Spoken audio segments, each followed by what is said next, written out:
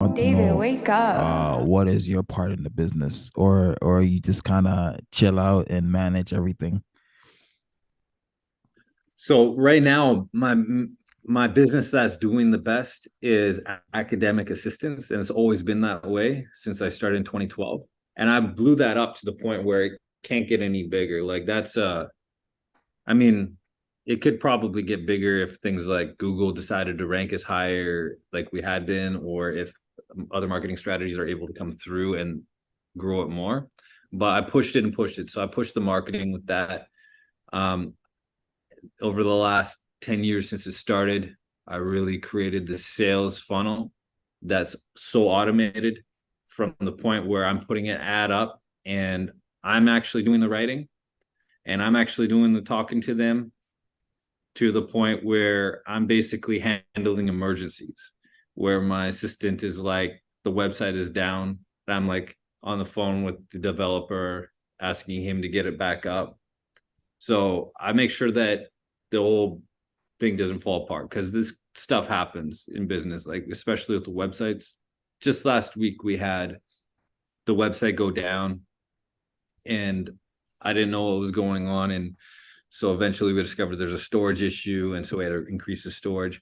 So my role in that company is, yeah, I take a look at the quality. I get the ads up and make sure that things are automated, but I don't pay a marketer $5,000 a month or whatever. 10% usually they ask for is 10% of total ad spend with a minimum 2K per month for a decent company. Things like that. They basically put the ads up and they might tweak it a little bit, but they don't have the heart into it.